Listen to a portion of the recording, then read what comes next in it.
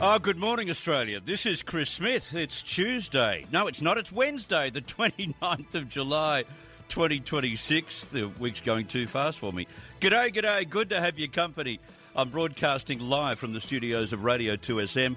That is 1269 in Sydney and through the Super Radio Network, which includes stations across New South Wales, Queensland and the Northern Territory. Thank you so much for joining us and welcome to the Castle of Common Sense.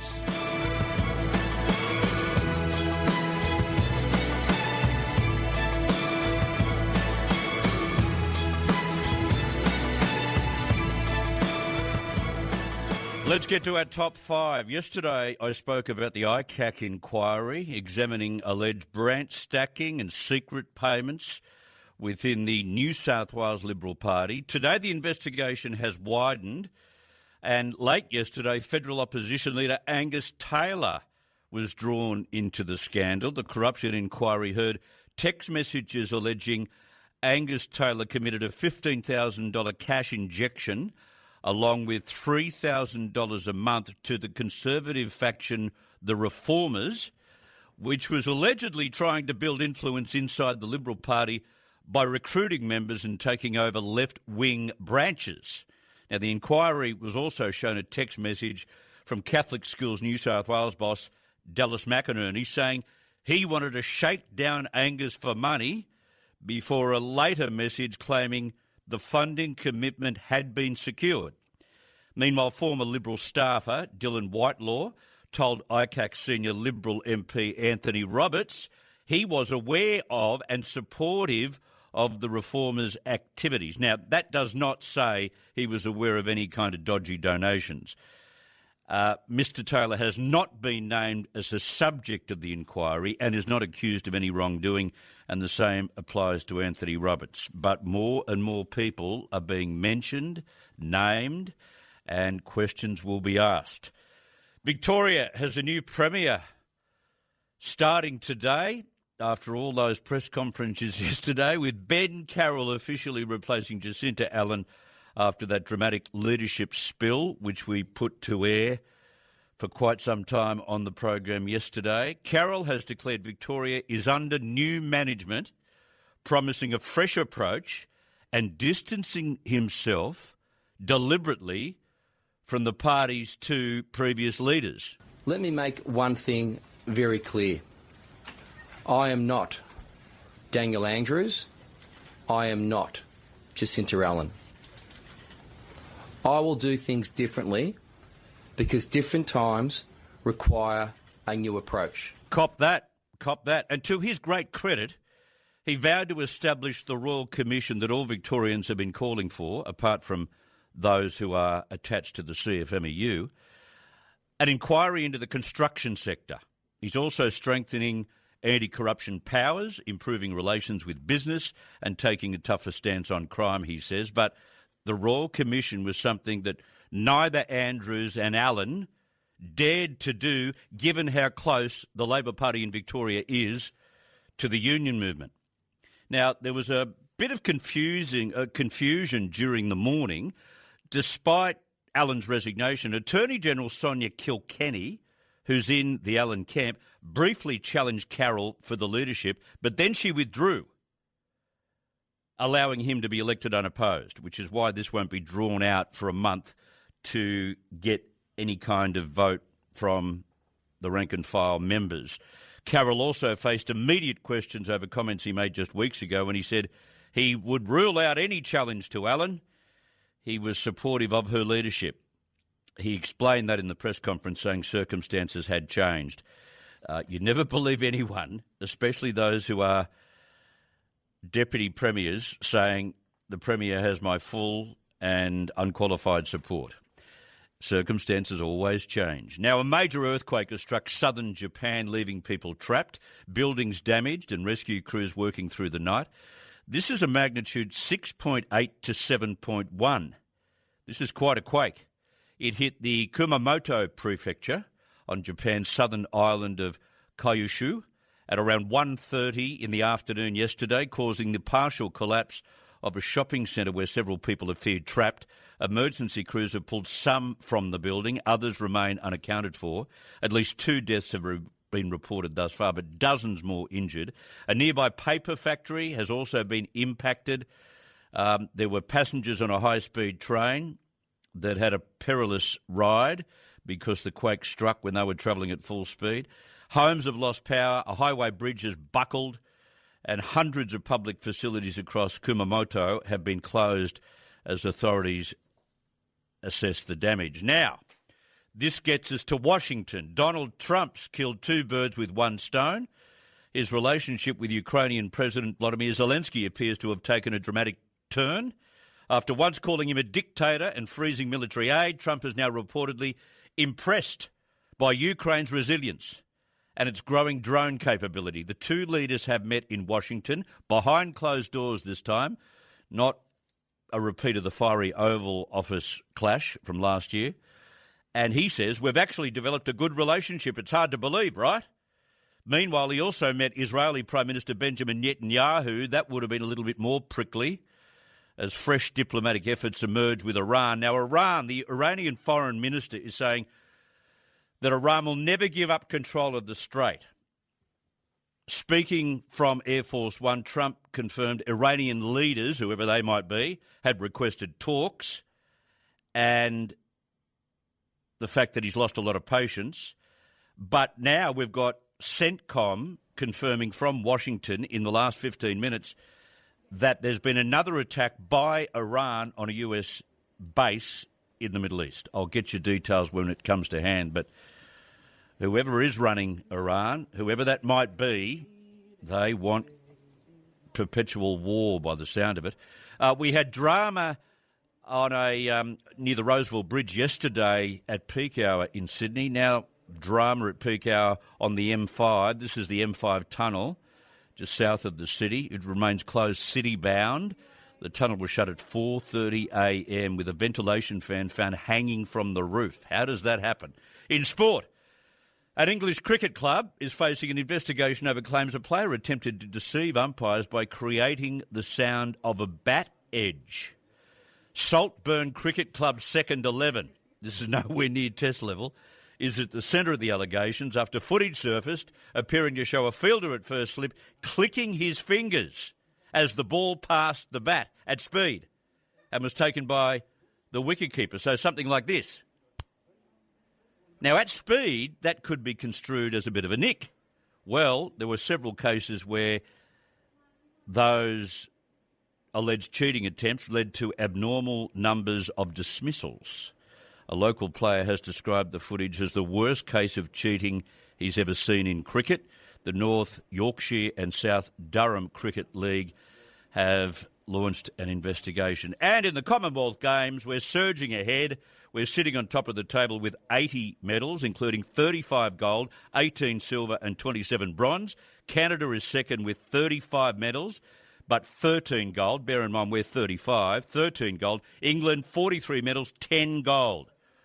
Steaming ahead. And I should point out that Lachlan Kennedy, the sprinter, has shattered Australia's 100-metre record in the final, running 9.85 seconds, but he only claimed silver. He was in front halfway down the track and just pipped by Cameroon's Emmanuel Essemi. But boy, broken a record that has stood for quite some time. That is the state of play. In the Castle of Common Sense, we value your calls and your views, no matter which side of the ledger you're on. Step right up. Have you say today as well.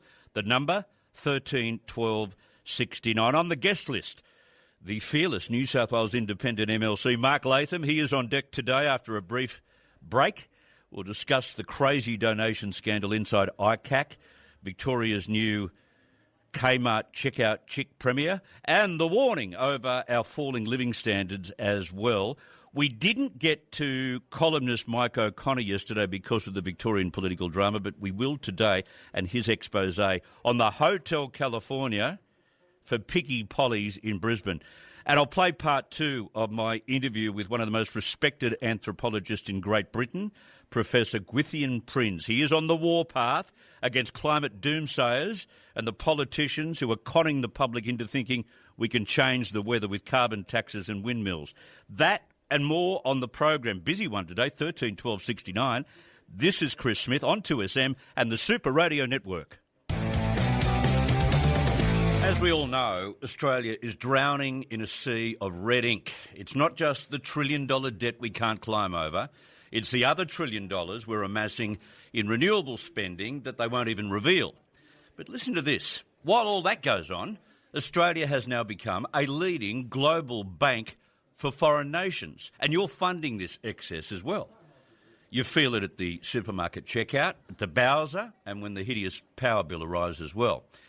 Yet the federal government seems to suffer from a chronic spending disease globally as it treats your hard-earned money like an infinite piggy bank for the rest of the world. This is staggering. We learned this morning that Australia has emerged as the dominant leader and infrastructure investor in the Pacific, supplying roughly 37% of regional development spending as Chinese lending decreases.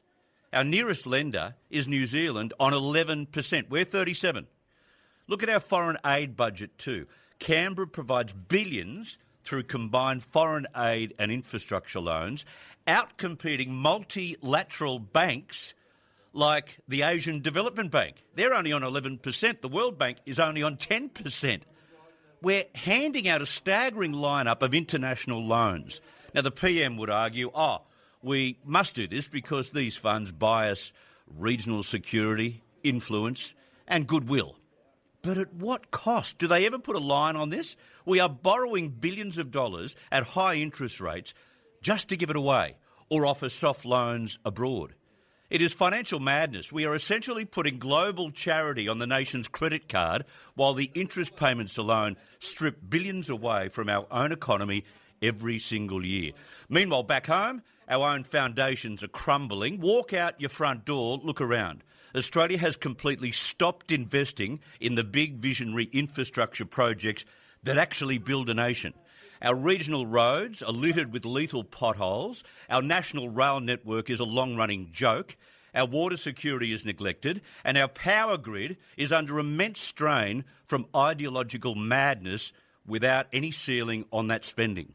We cannot even fund state-of-the-art hospitals or affordable housing for our own citizens, yet we can magically find the cash to build infrastructure for other countries, especially in the Pacific.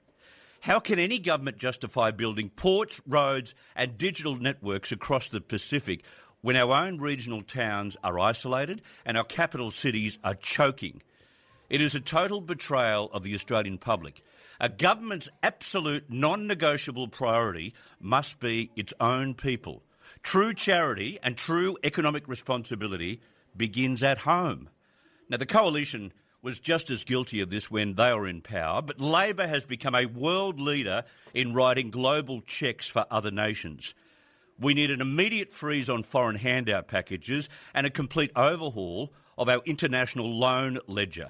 It is time to treat our $1 trillion debt with the absolute seriousness it demands. The government needs to cure its spending disease, stop trying to buy friends abroad, and start investing in the future of Australia. That is the only way to build productivity and stop our slide down the ladder of living standards. But I wonder whether they even understand any of this. Well, I've got an update for you on a story that I first brought you around about the middle of last year. And when we had a new police commissioner in New South Wales, Mal Lanyon, I had him on this radio program, and as well as asking him a number of questions about current issues at the time, it was October 2025, I also put to him, would he consider reinstating all or some of the 55 New South Wales police officers who lost their jobs during COVID-19 for not taking the jab?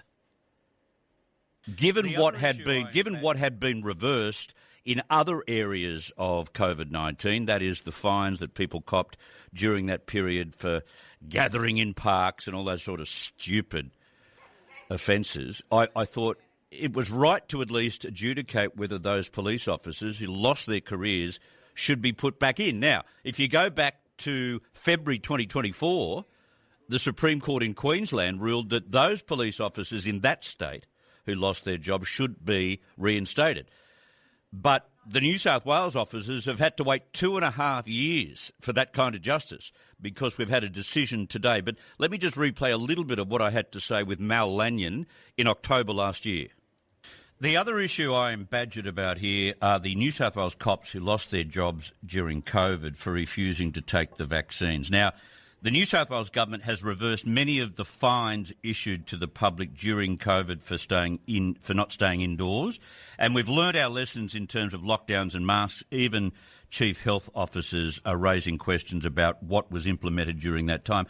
Why can't we do something similar in reference to the cops being allowed back into the force and to continue their careers? You've undertaken, Chris, to consider that matter.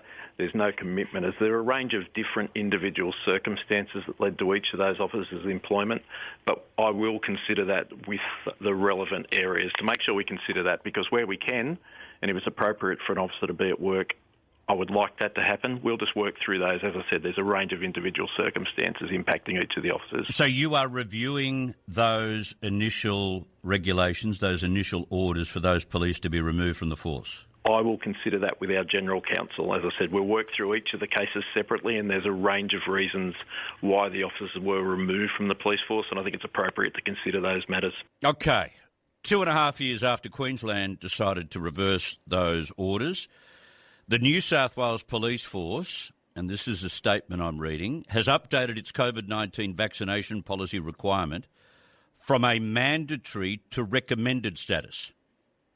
As a result of this policy change, the Commissioner is considering on a case-by-case basis reappointing former members who separated from the New South Wales Police Force at the time the mandatory policy was in place. I love how it says they separated. No, they were separated from the force by the previous government and by the previous Commissioner. So that status has changed. It's no longer mandatory to take the jab. It's a recommended status. And in the case of former officers, according to the statement, this will include satisfying a professional suitability assessment, which includes physical, medical and psychological testing. Once cleared, the officer will be required to complete a 12-week course at the New South Wales Police Academy. Former administrative members may apply via iworkfor.nsw.gov.au, iworkfor.nsw.gov.au in response to advertised positions. So, given the changing status, the green light is on. You've got to jump through a whole heap of hoops, but it's a major victory for those 55 New South Wales police officers who still want to continue their careers in the New South Wales Police Force. Richard wants to talk about the Victorian Premier, the Kmart checkout chick. Go ahead. Good morning, Chris. How are you? Very well, thank you. 3 cheers for the last person who spoke about the government, but hope the new Labor Premier for Victoria hurries in and gets the Royal Commission into the performance of the last 2 Labor Premiers of Victoria with the mix-up with the CMFEU. Yeah, well, it won't be without angst. You can bet that those foul criminals that operate in those offices of the CFMEU will be designing a way to trip up the Premier, to trip up the government, so that they aren't caught in the web. They are a devious bunch, Richard. Yes, and we hope with Pauline Hanson, who was sent to jail by the government, the government members shouldn't be privileged not to be put in jail, and have an investigation into the Prime Minister and Penny Wong supporting the rebels and being anti-Israeli. Well, Richard, that's a step too far. That won't happen, and I could probably bet my house on that, Richard. Well, I hope, no disrespect to you, sir, you're excellent, but I'd like to think that you're wrong on this. I understand what you mean by it, but if Penny Wong can go to jail, so can they. If they've in wartime, what they done supporting rebels was very bad. Well, what they're now doing, and through the national conference last weekend, not standing in the way of Hamas rearming is just criminal. Well, I'll just say straight out, but during the war, you'd have been hung or give life sentence in jail for supporting rebels. Yep. I'm a veteran. Good on you, Richard. Thank you very much, and thank you very much for your service as well in Coffs Harbour. Richie, go ahead. Morning to you, Chris, my good man. How are you? Very well, thank you. Oh, I'll tell you what, yesterday it felt like I was in the washing machine all day with the amount of spin happening in Victoria. I mean, please, good old buddy just spin. I mean, God, I thought the bar couldn't think lower, but I heard the Will speech. Jeez. Leaves a bit to be desired. Yeah, you're not wrong. Look, at the very least, Victoria wants to clean up its construction criminality, and I have a feeling this is the closest they're going to get under a Labor government. They should be thankful for small mercies. Don't be so sure about that. I mean, this is just basically school kids picking the headmaster that's going to go easiest on them. I mean, yeah, they get consumed by here's a Royal Commission, here's a Royal Commission. They're going to say, let's just get the one that says little bits of the truth. I mean, look at what's going on in Bondi. I mean, they're just tiptoeing around anti-Semitic behaviour rather than saying, no, this is radical Islam. So, yeah, go figure. Go figure, Richie. Thank you very much for your comments. Nora in Kempsey, go ahead. Oh, hi. Good morning, Chris. Yeah, I just would like to add to your topic before about the money, or this government is giving money overseas, these island nations. Yep, in loans and also in foreign aid. Yeah, exactly. See, I heard before, we give money to Indonesia every year, to Papua New Guinea, and now we're giving more money to this other island nation like Vanuatu and the nearby because of the climate change. See, yeah. So I don't know. I don't quite understand that because. Well, you'll need to ask Chris Bowen because I can't understand it either. Nora, when things are tough in your world, you reduce what you spend. You go without in certain areas. This mob, no matter how tough it gets, no matter how high the debt mountain is, they don't do anything about pegging back spending. Well, it's not their money, isn't it? It's pretty good spending other people's money. Very true. Very true, Nora. Thank you very much for your call. In Brisbane, Simon wants to talk about this possible oil refinery being built in WA. Go ahead. Okay, Chris, I think it's a good idea. I'm not knocking that for a minute. However, it could be a little bit political as well. I think the Premier's no certainty at the next election. But in saying that, Queensland's got oil and they've got to spend a lot of money to find it. My argument to the Prime Minister, go ahead and do that refinery in WA, but at least throw a fair bit of money in Queensland near Taroom to drill down. It's going to cost a lot of money, Chris, to see how much oil there actually is. And while he's at it, the Prime Minister, get Mr. Crisafulli and talk about the Bradfield scheme from a national point of view. Yeah, they've never been in love with the Bradfield scheme. However, getting back to the oil refinery, what about the East Coast? The East Coast for oil supply. Why are we focused only on WA? Yeah, exactly. Like, it wouldn't hurt to build two of these damn things. They're very expensive. I don't know how expensive they are, but I think Queensland, I think West in Queensland, Chris, near Miles, there's a lot of oil. Yeah, of course there is. Let's get to the newsroom. Diane Coveney-Garland, what's happening on the news front? Thank you, Chris. Be glad I didn't sing along with that little intro there. It's tempting though, isn't it? Oh, very much so. Rescue operations continue after 2 earthquakes hit Japan. The M5 tunnel chaos continues in Sydney after part of a fan fell. Now they're trying to get a crane into the tunnel to fix it. And West's Tiger star Adam Dewey has cleared the air with coach Benji Marshall. We'll have those stories and more at the top of the hour. Thank you so much for that, Diane. I've got a spike of callers on our open line. Don't go anywhere. We will get to you within the next 15 minutes. Don't go anywhere. But right now, the independent Upper House MP in the New South Wales Parliament, a fellow who contributes to this program regularly, is Mark Latham. He's on the line. Mark, good morning to you. A very good morning to you, Chris. Now, the Liberal massacre inside ICAC has begun. There's going to be 8 weeks of this. I can't believe it. The latest to be engulfed, but not necessarily accused of any wrongdoing, is federal Liberal leader Angus Taylor. This is going to hurt the Liberal Party in New South Wales leading up to March, isn't it?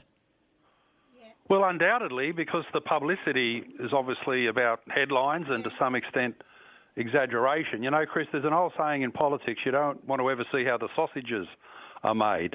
And behind the scenes, major parties for decades, since Adam was a boy, have been doing things to raise funds for factional and other internal purposes. I remember the Labor Party back in the day, the New South Wales right faction had a levy on its members that the great John O. Johnson would persistently collect. And how was that money spent? On supporting right-wing people in union elections, obviously some branch recruitment or branch stacking, branch contests in key electorates. So, you know, these things go on in political parties, and they've never been illegal, but they certainly don't look entirely ethical and clean, and the public sees them for the first time. The media gets excited. I mean, the Sydney Morning Herald had a columnist yesterday writing a thing denouncing the Catholic Schools Administration in New South Wales based on the evidence of a witness at ICAC who previously, when he was at a parliamentary committee, wrote a letter saying he had no evidence of branch stacking and this money raising inside the Liberal Party. But yesterday he contradicted himself at ICAC. So there's lots of information flying around, lots of allegations flying around, but I'm not too sure anything's been proven to this point in time. Now, to Victoria, they've got themselves a new Premier who was a former Kmart checkout chick, Ben Carroll. And to his credit, Mark, he's called the Royal Commission into Labor's crook Labor union mates, the CFMEU, and this is something that Jacinta Allen and Dan Andrews wouldn't have even thought about doing. They were never going to do this. No, they were part of a cover-up, really, of something that was illicit and wrong and needed to be investigated thoroughly. But, you know, they're also a very long-serving government. I suppose Jacinta Allen has gone and Ben Carroll's in the Premier's seat because of polling. She had an extraordinary 71% disapproval rating, and only 25% of Victorians thought she was doing a good job. So that's way off the radar. It was actually worse than Christina Keneally when Labor was wiped out in New South Wales in 2011, those kind of numbers. So it's just a political reality that they had to make a change. And now Ben Carroll, as the new Premier, is campaigning against the Labor Party's record by saying, I'm not Dan Andrews, I'm not Jacinta Allen. Well, where have you been, mate, for the last 12 years? You've been supporting those people. Yeah. You were Deputy Premier. You said you were loyal. You said you had a daughter and you're very proud that Jacinta Allen was the female Premier of Victoria. So, you know, all these things are pretty opportunistic when a party starts campaigning against itself solely for the reason that the election is coming. One Nation is polling incredibly well in Victoria. We always think of Victoria as a fairly left-wing woke state these days, but One Nation has made it a three-cornered contest. And now it's fascinating for the reason that Labor's running against itself. There's going to be a lot of people, even in Ben Carroll's office, who are going to be stung by any concentration on corruption in the union movement, because I understand that his chief of staff was actually one of the key architects of the big build. So she is still there. It's going to come back to bite some of these people on their bums, like ICAC did to a few Liberal leaders over the last 30 years. Yeah, I suppose so, but it also depends how quickly this Royal Commission is up and running. I mean, their election is in November, so counting down 4 months away, they mightn't even have it doing any substantial work, having public hearings until next year. Yeah.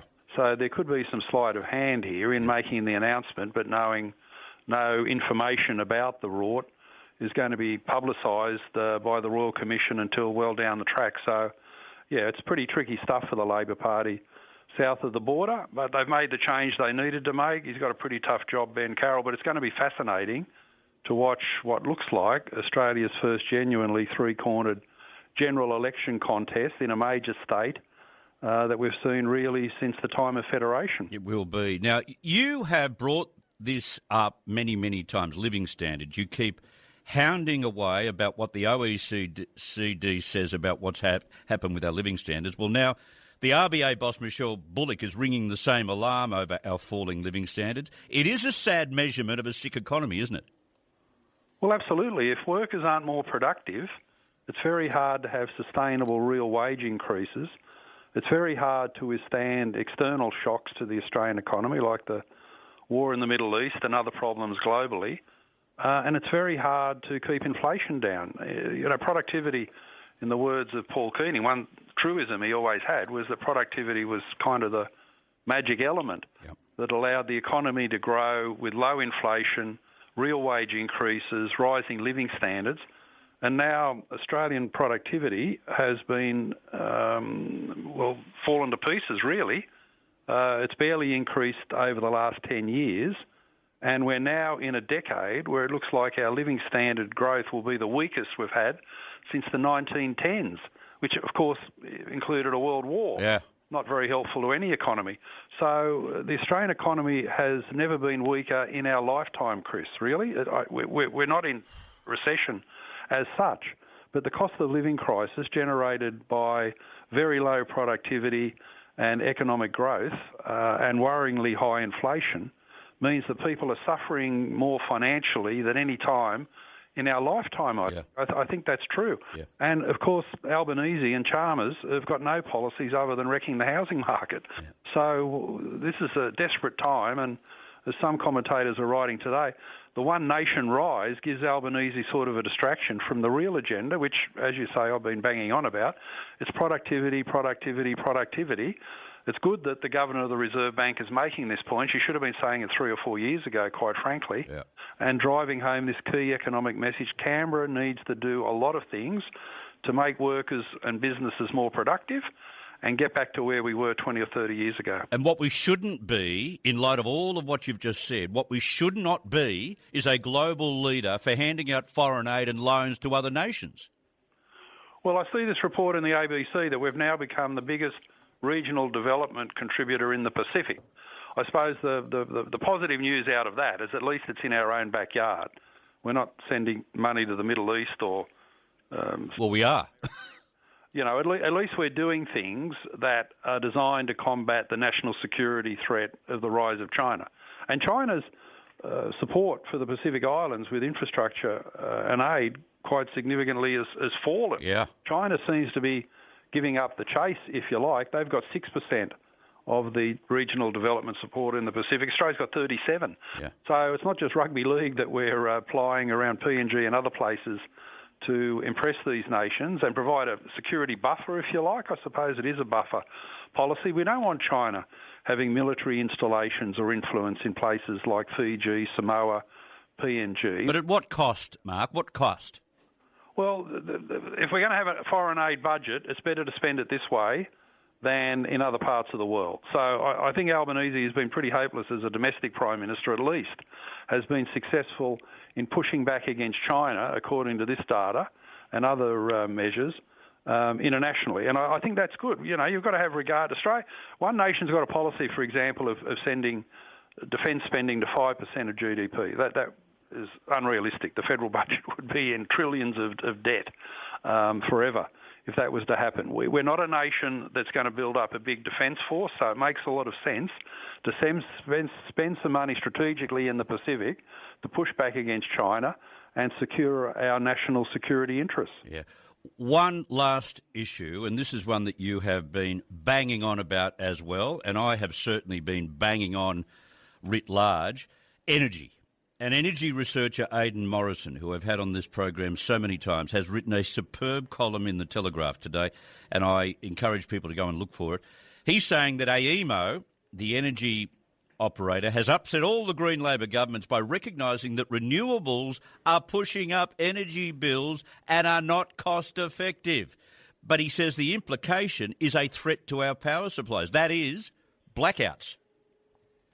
Yeah, it's an interesting piece that he's written about the southwestern renewable energy zone west of Wagga in New South Wales, and a dispute between AEMO and Energy Minister Penny Sharp about when the transmission line should be constructed and effectively the wind and solar power comes online for use by businesses and consumers.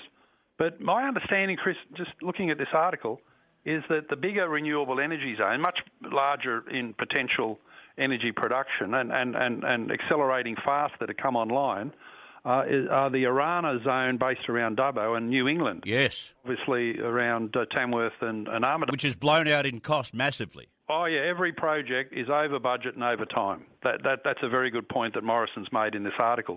But I don't think the renewable energy zone he's talking about, I think it's only 10% of the production of all these three zones in New South Wales. So I don't think it's going to be as significant as his article points out. But his core argument that ever since we've gone down the renewable path, energy bills have gone through the roof is undoubtedly true. Yep. And talking about productivity, the Productivity Commission in Canberra has produced a very, very significant report saying if you want to drive down productivity in Australia, spend hundreds of billions of dollars on replacing a perfectly good electricity system with a new one that doesn't work at night and when the wind's not blowing. Yeah. So productivity is down because of the wasteful spending that we've got on renewables. It's not just energy bills going up, it's productivity falling. Yeah. The money could be better spent in other areas of infrastructure and productivity. Yes, spot on. And that is the story of the ideology being peddled by Chris Bowen. One quick one, a caller has just given me a message. She's rung through to say,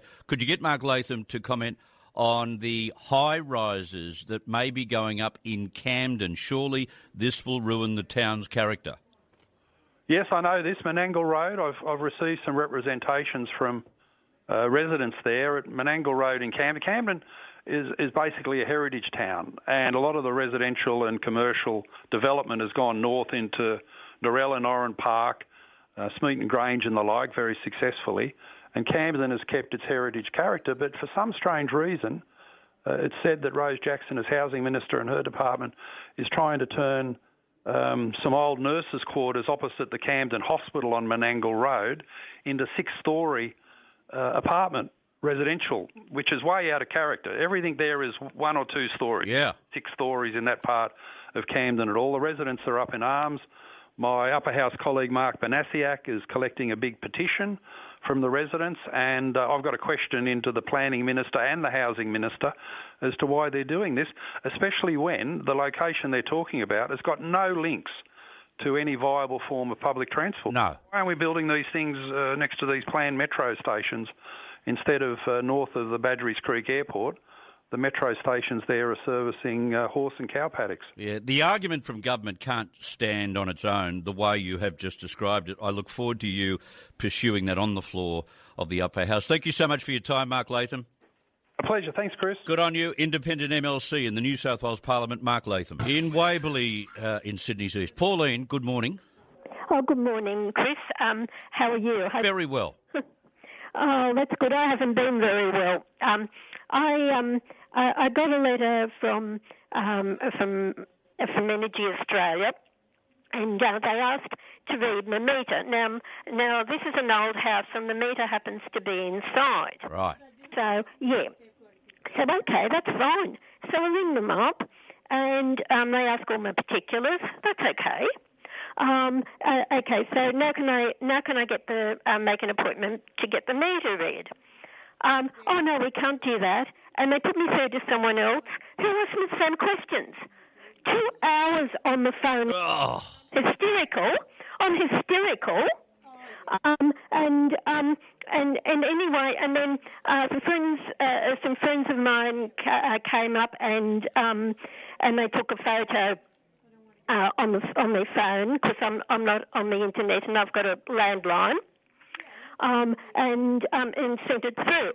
And anyway, so after 2 hours, were you able to sort of communicate to them that they can come over at a certain time and read the meter? No, nothing's happened yet. Nothing's happened. And yeah, no, I was hysterical, and anyway, and then different things happened, and I rang a friend of mine who's a psychologist, and then this was going on all the week, and then I rang him, anyway,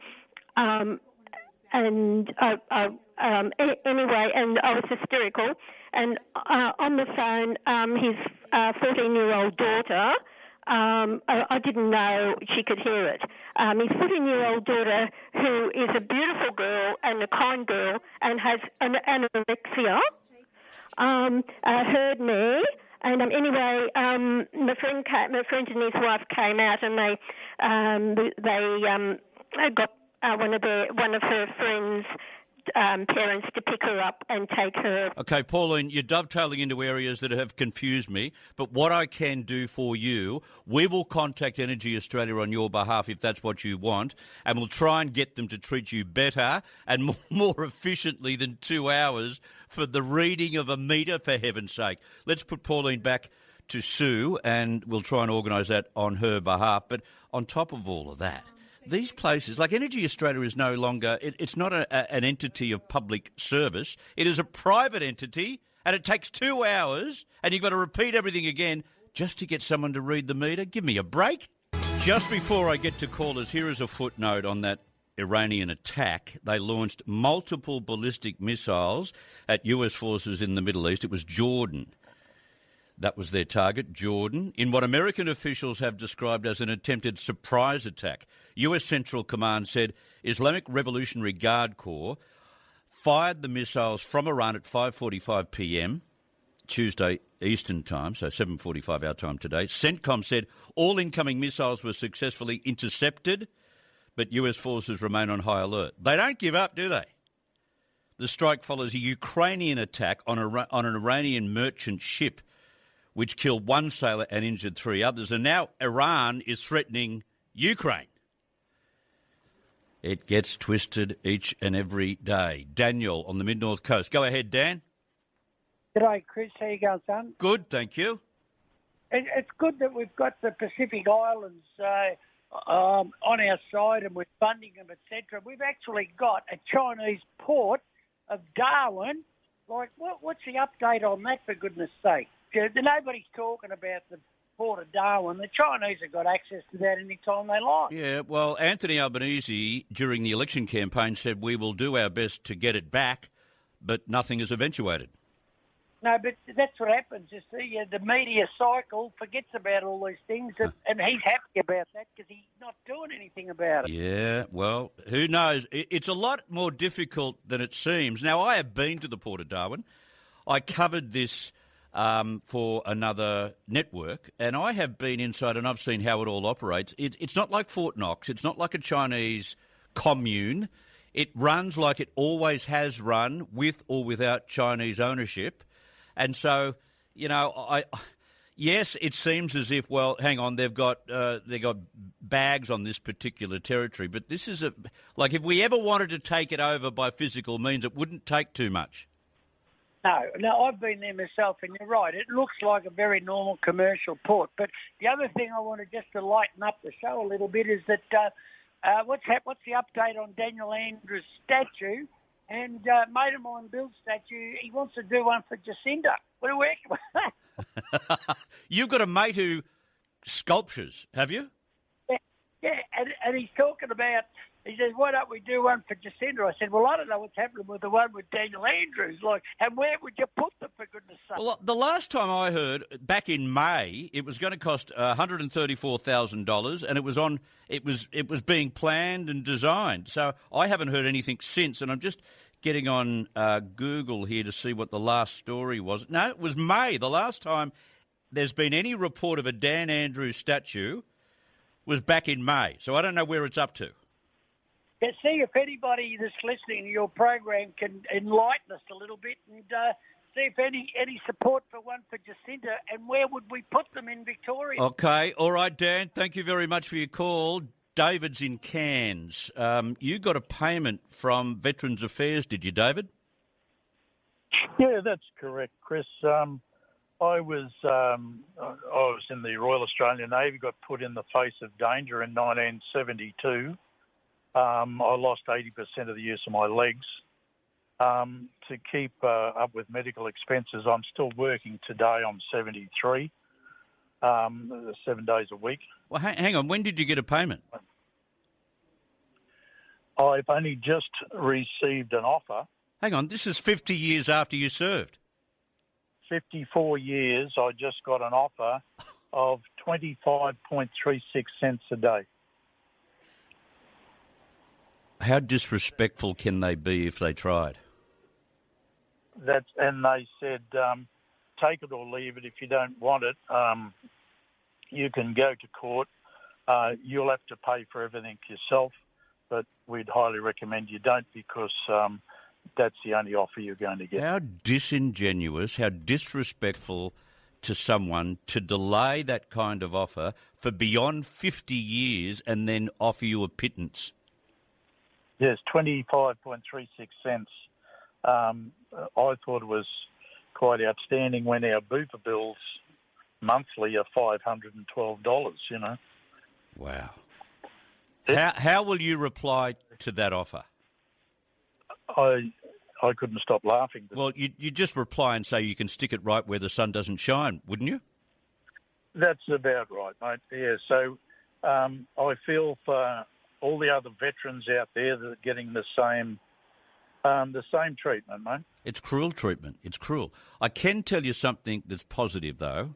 I've just been handed this. The New South Wales Premier, Chris Minns, has just announced construction is underway on a new war memorial in Sydney's Domain, honouring contemporary veterans and their families. The New South Wales Veterans and Families Memorial will recognise the service and sacrifice of Australian Defence Force members who have served from 1990 onwards, while also acknowledging the role of their families in the broader community. It doesn't pertain to you, but it does pertain to those since 1990. Robert Plum Build has been appointed to deliver the project, bringing award-winning architect Billy Maynard's design to life. That is what you call respect. What you copped from Veterans Affairs was the ultimate definition of disrespect, David. Yes, I really I don't know what to say anymore. So basically, we've just got to keep working to pay the bills, and because the medical bills for the legs and stuff is outstanding. I bet. And the only way you can do that is to have private healthcare. You know. Yeah, I'm hearing you. Thank you for your service. I know that sounds belated, but thank you for your service, and how disrespectful of those who think that they look after our veterans. They certainly do not. Thank you very much for your call, David. Yep, cheerio.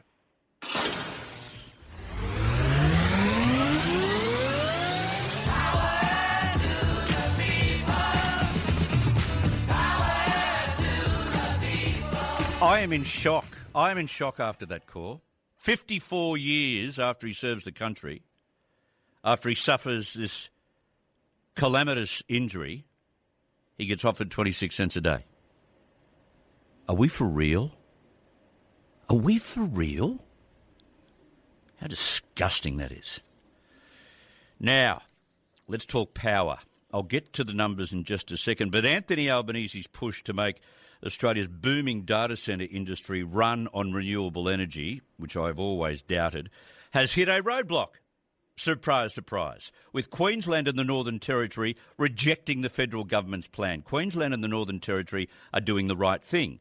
Now, the Prime Minister wants the $150 billion data centre industry to source new renewable energy supplies and cover grid costs. So the growing demand from artificial intelligence and cloud computing doesn't push up power bills for households and businesses. But to think, and they do think this way, Chris Bowen has said it many times, to think that you could run a 24/7 operation on wind and sun with a few batteries thrown in for good measure is so juvenile it's not funny. And the Queenslanders and the Northern Territory government know it. Both have said the plan could force expensive investment into the electricity system and increase costs. Queensland Energy Minister David Janetsky says the state supports affordable and reliable power but won't back a proposal that gives Canberra more control of the expense at the expense of Queenslanders. But this is all... Northern Territory has instead flagged gas as part of the future energy mix. They've got the Beetaloo Basin with a stack of gas there. Why wouldn't you therefore mine that gas and use it for the data centres that want to set up in the Northern Territory? That, to me, makes sense. The Business Council of Australia says gas may need to remain part of the energy mix. Of course it needs to remain part of the energy mix. It's only the federal government that has been demonising gas with coal for 15 to 20 years, and now we don't have enough. And we certainly don't have enough to power 24/7 data centres. Let's have a look at the 8 a.m. sources of power. We got 3% of our power at 8 a.m. from batteries. We got 4% from gas. We got 7% from hydro. We got 8% from solar panels. And we got 23% from wind. And 55% came from our black and brown coal. 55%, the majority supplying us the power we need when we need it.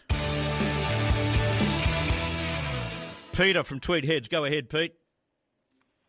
Morning, Chris. Morning to you. I like the way Jacinta Allen, when she was pushed out, that she inherited all the problems from previous governments, which she was part of anyway. But she did say earlier of the month that they welcome more Indian migrants to Victoria, even though they had 370,000 living there now. And I thought to myself, well, where are you going to put them? Yeah. The infrastructure's not there, the housing's not there. It just goes to show that this country's run by a bunch of shit of fools. They've just got no idea. Who are just trying to look like they are, woke and friendly to all comers. And, of course, this is the woman. She gets up at that press conference yesterday, Peter. You heard what she said about her gender. She told everyone that she was a woman. Thanks very much for that. And she told everyone that she considered women's rights and girls' health so often, and she gave examples of that. But this is the same woman who put women in prisons in danger by sending in transgender women, that is, biological men, into female prisons. Yeah, but I just think that this government and the Labor premiers are living in another world. Like you couldn't make this up. Yeah. And like I like watching Sky News and Peter Cradle and all that, and she just tore strips off her this morning. This Jacinta Allen, she said, "How dare she carrying on and patronising herself and everything like that?" But nothing about the economy is a basket case. Yeah, no mention of the economy, but banged her own drum about what a great premier she was. Yes, and I've got a friend down there now is packing up. Now, his father had a big transport company, and they've been going for years, but they've just shut down. They're walking away. Now, his two elder kids have moved up Queensland, got houses, got jobs, whatever. And he's moving. He's getting out. He's had enough. Oh, I bet. And he's not the only one. There's a real exodus out of Victoria at the moment. Yeah, there is, Chris. And he employed a lot of people. He did a lot of water work for the government and stuff like that. But at the end of the day, he's walking away. A multi-million. He paid his taxes. He ran a good business. He employed people, superannuation, wages and all that. And he said, it's not going to change this other clown running it. So like monkey see, monkey do. So at the end of the day, it's going to get worse. Yeah, and the fact that she didn't mention the economy shows that she didn't give a damn about the economy when she was Premier, and you wonder why the place is an economic and financial basket case. Thank you very much for your call. Good on you. Shane's calling Kempsey. I want to go to Shane. He's been waiting forever on that line. Go ahead. Yeah, good morning, Chris. Morning. Yeah, I'd just like to talk about a few things briefly. A reactionary government is dangerous. Oh, they're all reactionary, aren't they? It doesn't matter what colour they are, they're all reactionary. It's like a person that doesn't think ahead, you know. Yeah, they're always just putting fingers in dikes, holes in dikes to prevent the hemorrhage. Yeah. On a positive note, the Inland Rail would have been a good thing. Yeah, but they've decided to only half complete it. Yeah. Cost blowouts, you know, like the Snowy Mountain hike. No, I guess they can't stop that. But like that would have been a great thing. Keep the B doubles off the road. Yep. That would have been a great thing. No, they pull the pin on it. Yeah, of all the things to pull the pin on, you pull something like that, which makes no logistical sense when it's half built. Yeah, no. And all the people that on the corridor would have invested, you know, oh, this would have been great, and I bet you they won't get any compensation. Yeah. What's your other point you wanted to make?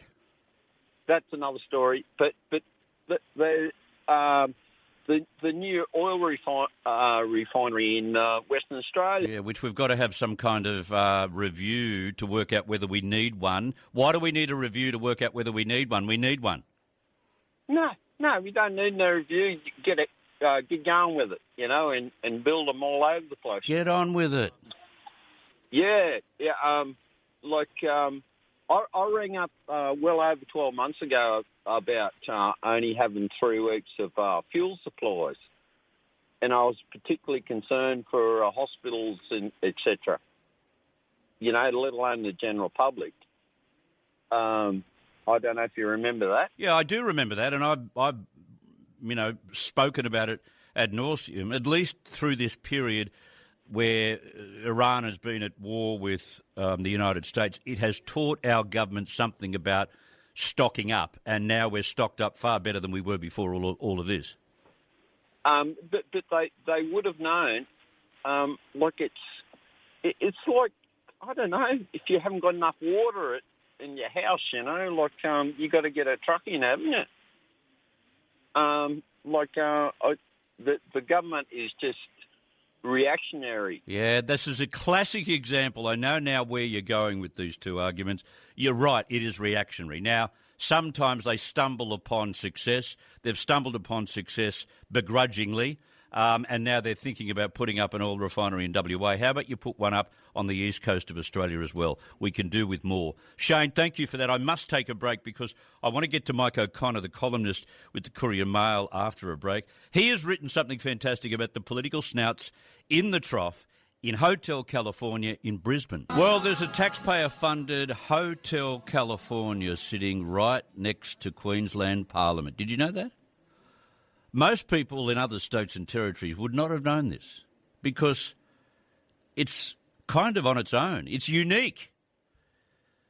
And some say MPs have been checking in a little too comfortably because when they check out, there's no bill waiting for them.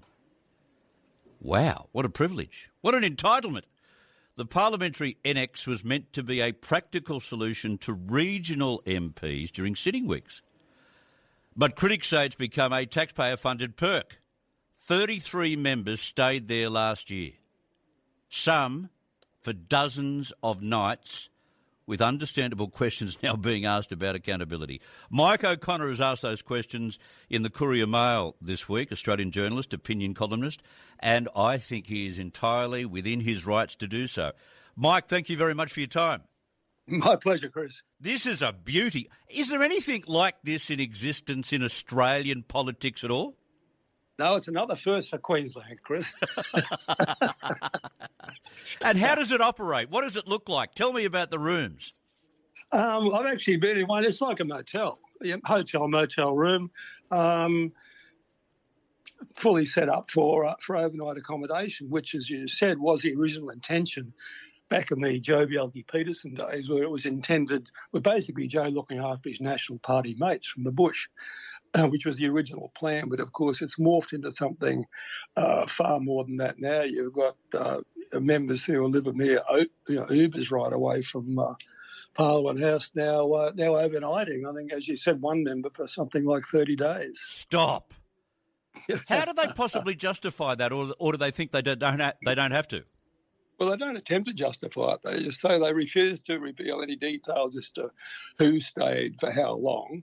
And it's really just go away, it's all our business, stop being annoying, this is our entitlement, and that's the way it's going to stay. There's been no attempt to justify it whatsoever. How many rooms are there? Is there a bar at all?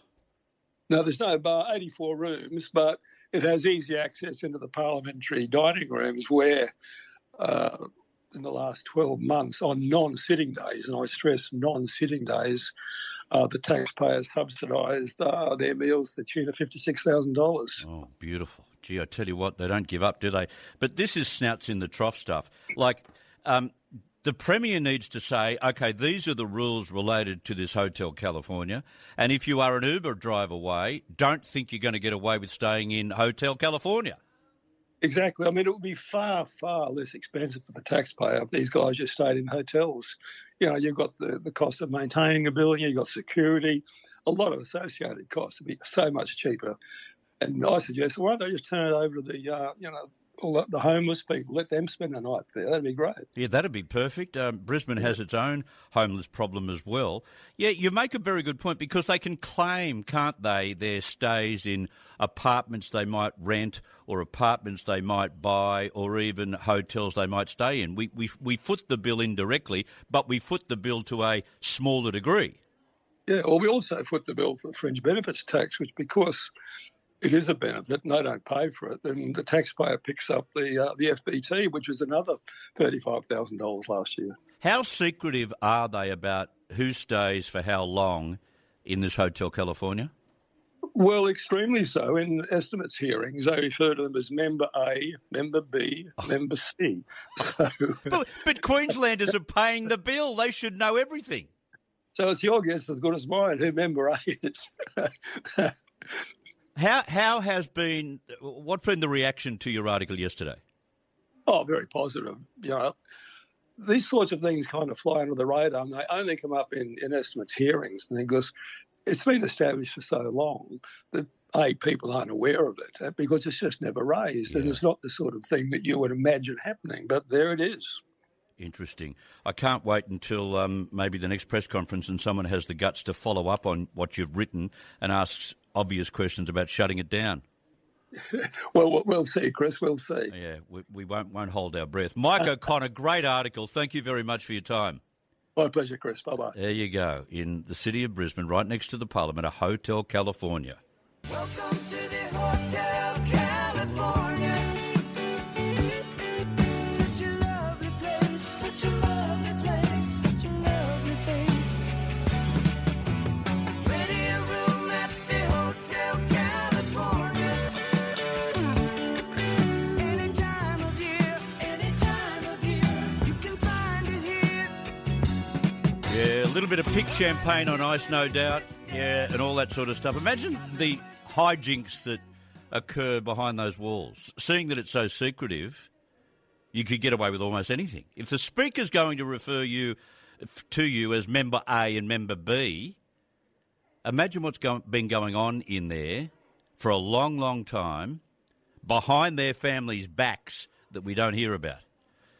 Maybe that should be Mike O'Connor's next story. We will take a break, get a news update for you, and then I'll replay my second part of the interview with Professor Prinz and the catastrophisation of climate data. Diane, what's happening on the news front? Thank you, Chris. 2 people have been charged after a cache of weapons were discovered during a routine call to a house in Sydney's southwest. The price of postage stamps is expected to go up in September, and Adam Dewey says he was just being stubborn when he refused to play for West's Tigers last weekend.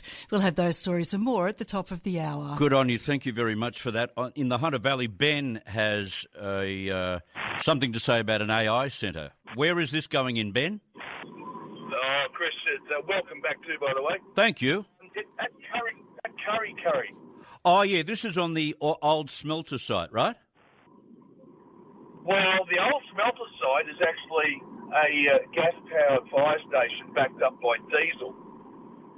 So, But in the New South Wales Department of Planning press release, and I remember seeing this, they mentioned that this data centre was marked down to be at the Hydro Aluminium Curry smelter site. Yeah, it's right next door to the power station. Right.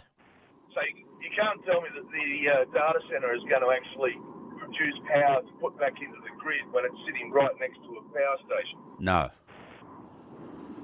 That's just moronic. Yeah. What's the plan? Like, have they sorted out where they're going to get their water, where they're going to get their power? Because if they go by federal government rules, they better start putting solar panels on a property nearby and a whole heap of wind turbines. Well, that's right. And there's also been studies done on the water table in several states in the US who have obviously exploded with AI data centres. Yeah. And they're finding that the water table's getting contaminated from using the water through the AI centre. Right. See, all of these things, you know, these are the crossing of the T's and the dotting of the I's that don't come in the press releases and the press conferences when Prime Ministers and Premiers say, we welcome a data centre to the state of New South Wales, or we welcome one to the ACT. You know, you've got to cross the T's and dot the I's to work out exactly whether it's feasible. Exactly. And there's another irony too about your trip to Europe, mate, that it was so hot. There's a peer-reviewed paper that's been published in regards to the lack of pollution causing the excess in heat.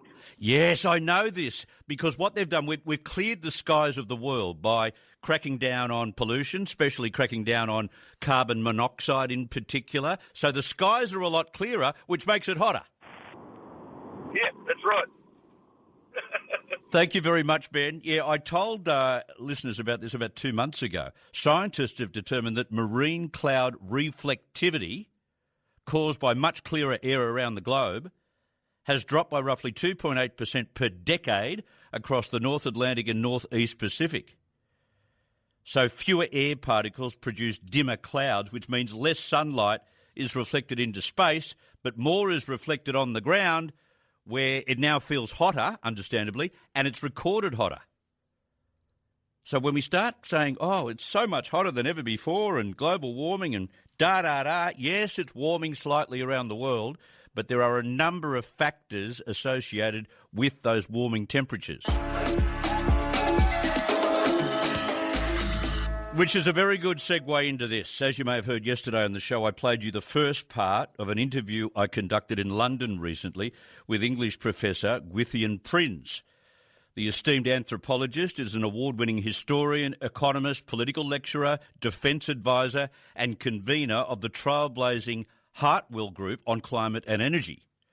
Professor Prinz and a group of scientists will publish a book later this year on climate, energy and knowledge, which aims at debunking some of the first theories of climate science, which he says have since been proved wrong by data.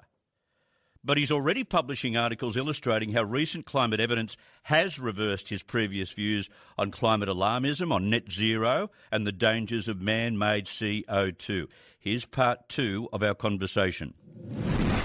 I've got Professor Gwythian Prinz with me right now, and it's an honour to have him here. We're both in London, and we're talking about climate change. I want to talk to you about what the United Nations describes as global boiling. And I worry that we have catastrophised this so-called crisis to our kids and to our teenagers, so much so that they are convinced that we're all going to boil to death, that we somehow have to spend endless sums of money without ceiling to change the weather. Can we change the weather, Professor?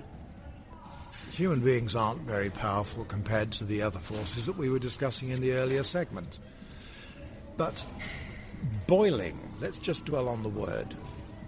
Words matter. Words matter a great deal.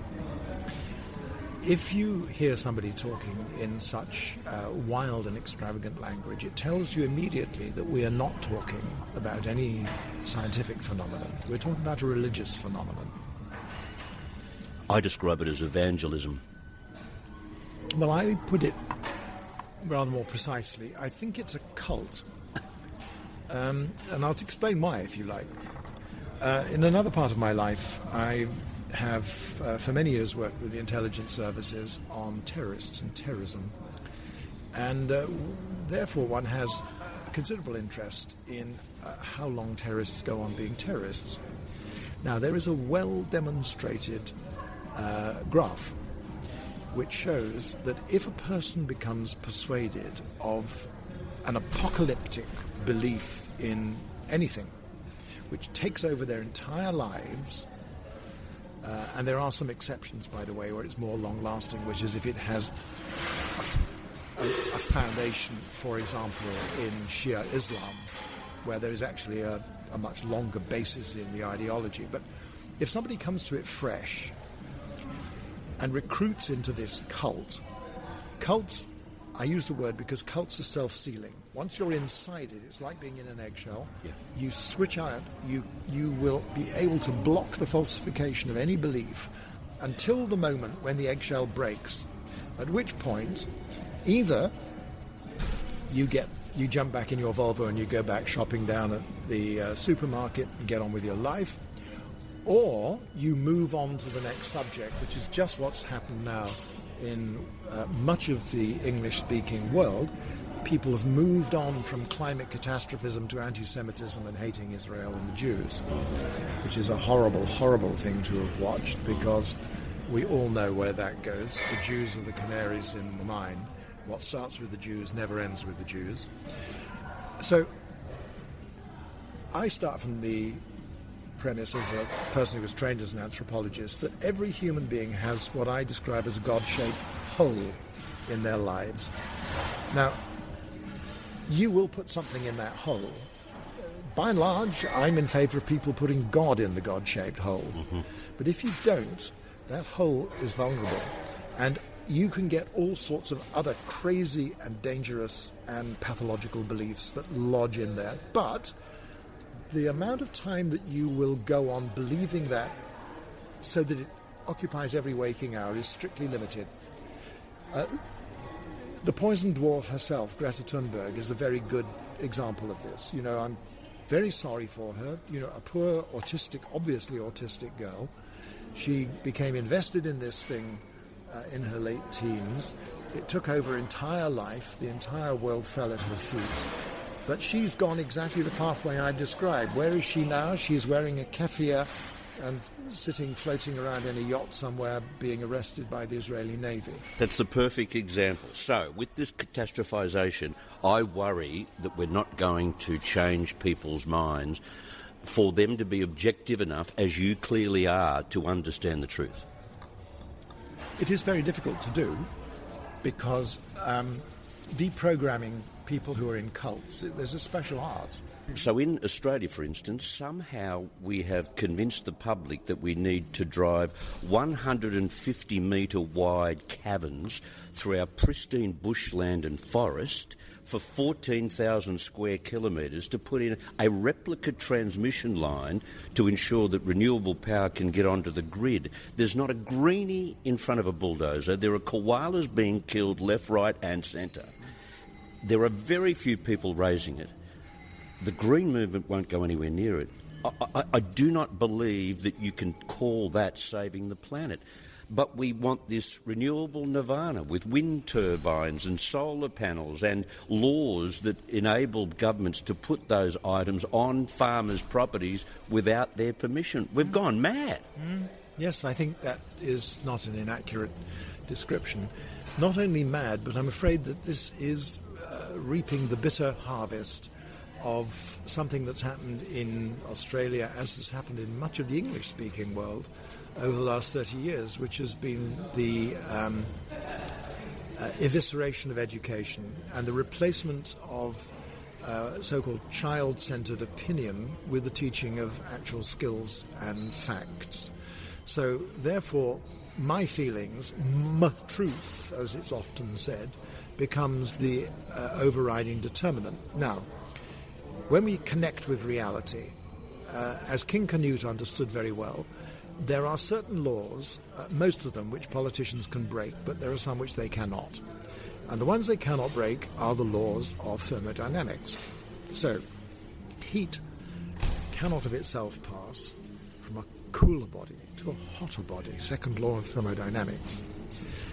If we put this simple law to the proposition that you can take a complex industrial society, we're sitting here in the Greenwich Peninsula surrounded by high-rise buildings, everything here depends on an electricity supply that is steady at 50 hertz. If it goes down more than 1.5%, the grid will start to switch off to protect itself. To maintain that stability, you have to have firm power. Firm power means it has to be dispatchable, it has to be rampable up and down, you must be able to switch it off and on at human will. The idea that you can reverse humanity's relationship with energy, which has been a movement from thin flows of energy, from wind and from water, to dense stocks, coal, supremely coal, which still drives the world, by the way. Did you know that last year we burned more coal on the planet than has ever been burned before? Because we had to keep the lights on. And there's an example we had in 2016 where the lights went out in South Australia, which is the renewable nirvana of that country. And let's just explain why these things happen. As we sit here today in London, I haven't looked at it for this morning, but during this heat wave we're going through, I think it'll come as a surprise to most of the Greens. If they look at the easily available meter, which is there on the British internet, to see what the fuel mix is, you'll see that it's about something like 46 to 48% gas. Gas? How can that be? The sun is so bright. Gas? There's, well, of course, because it's running very hot, there isn't any wind, or hardly any wind. But the problem with the solar cells is that they become less and less efficient over about 30 degrees Celsius, and we've been having very hot temperatures. But you cannot take these flows, which are intermittent, they are uncontrollable, they are non-dispatchable. You either have feast or famine. And so trying to run a grid which has to be kept stable with those sources, which have another key characteristic, and that is that they are not synchronous.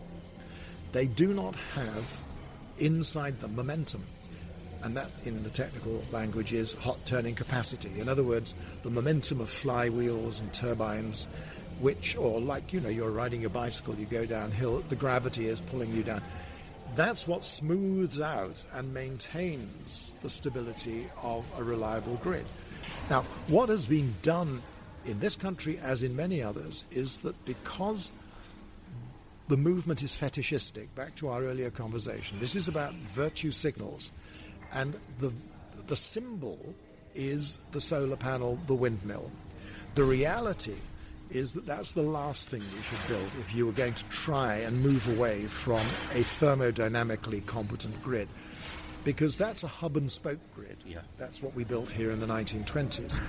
If you're going to actually have a lateral grid, which we do not have, but which you were describing and which they're trying to build, if you don't have that, it means that you finish up, and now we come to the kicker now. You then finish up having to pay.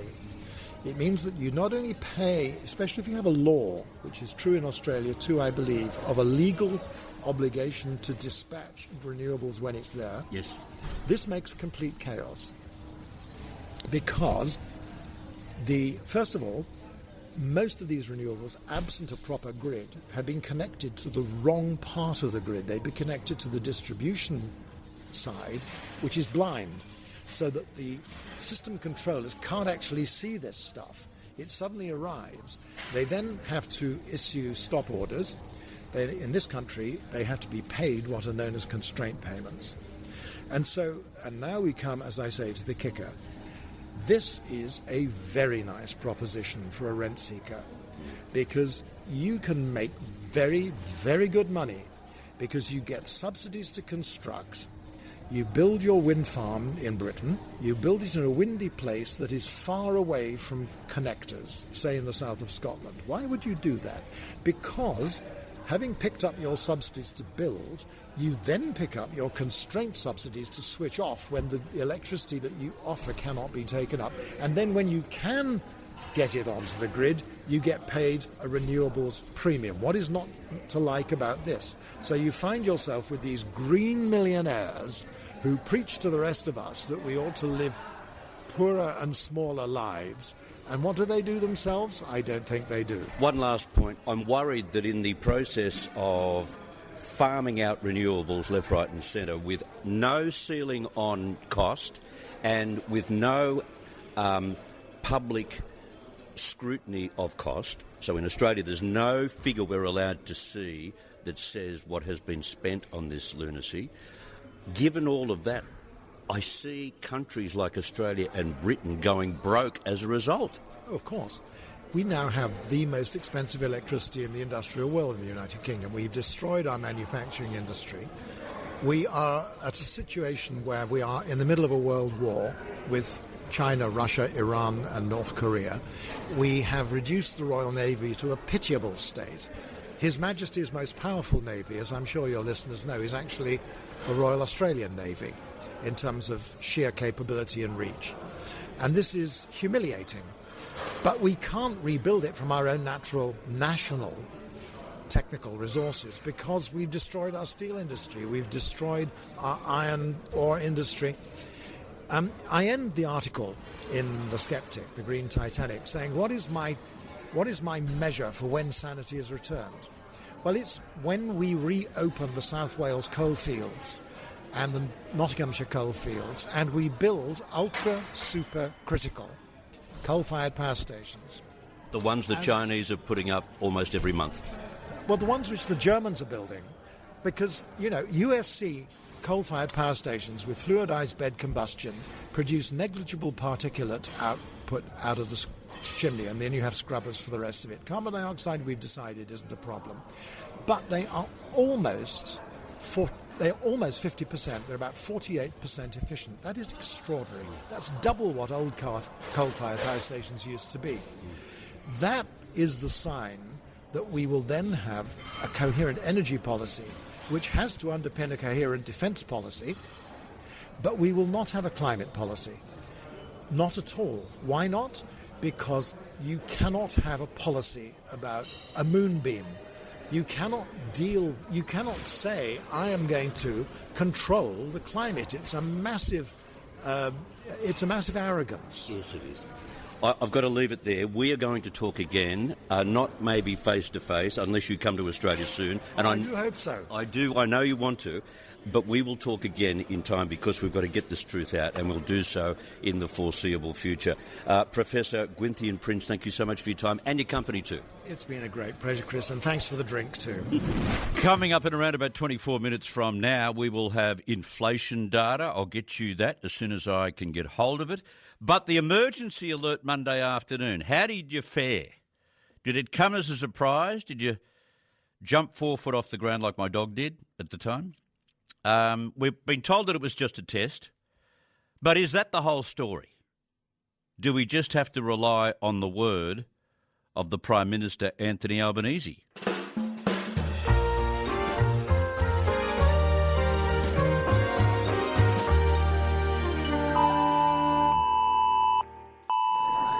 Ladies and gentlemen, the Prime Minister of Australia. Prime Minister, thanks very much for your time. If only. If only? What Prime Minister? I'm not sure we understand. Oh, don't worry. There's no point.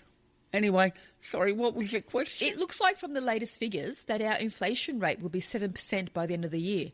Do you think that will push interest rates up? Really? Oh, well, that's not going to happen.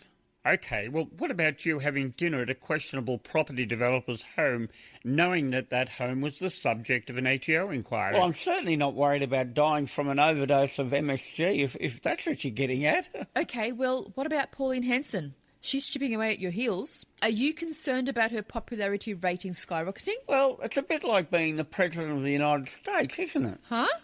Well, it's all about who's popular and who isn't, you know. As we all know, Morgan Freeman's now the President of the United States, and he'll deal with things as they happen. Popularity doesn't matter. I think I understand that. Are you concerned about the implosion of Victorian Labor? That's a huge chunk of the population down there. It must be of some concern. Yes, Victoria. Of course, they're way down south. And that means they'll be further away from the... Anyway, another question? No.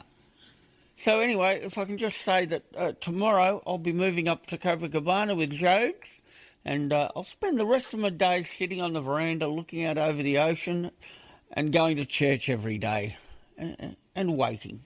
Why is that?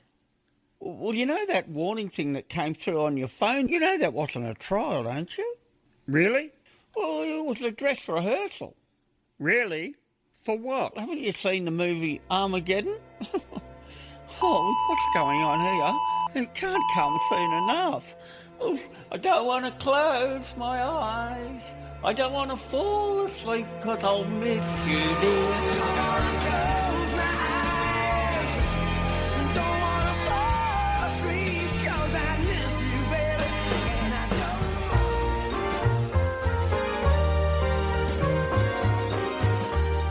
Yes, so we've just got to believe him. We've just got to believe the Prime Minister. It was a dress rehearsal for something big, something mammoth. Now, you won't believe this. You'll think I'm making it up, but I'm not. This is news out of New York. Transgender dolls will be accessible to Minnesota school children in the United States between the ages of 4 and 10 as a result of a taxpayer-funded development program in that state supported by, Tim Walz. Remember him? Governor Tim Walz ran for vice president. The My Gender dolls, which were developed in part through the University of Minnesota's Early Innovation Fund, of course the university put it together, will be for use by clinicians and educators starting this year. The dolls, according to the website, were designed for gender-diverse children ages 4 to 10. Like, talk about putting the cart before the horse. What does this do to encourage children to think that they are a different gender to what they were born with? A lot. It is unconscionable stuff, this. And funded by the taxpayer in Minnesota. These dolls, these My Gender dolls, come with interchangeable accessories and removable and swappable genitalia to help children, quote, realise all the different options that exist for who they can be, regardless of their body parts. OMG. The dolls began as a research program in the University of Minnesota Medical School's Department of Family Medicine and Community Health, which is where they should have stayed, spearheaded by two members of the school's faculty, Diane Berg and G. Nick Ryder, both educators in the department. It's really important to address the belief I'm not a real boy because I don't have these private parts versus I am a real boy whatever my anatomy looks like, Berg told the Foundation's magazine. By the way, that magazine interview has since been deleted. There's been an outrage to this right across the United States. They talk about this helping children develop tools to cope with messages in society. What would a 4-year-old know about transgender issues? Well, they will now in Minnesota at the age of 4. If that's not child abuse, I'm not here.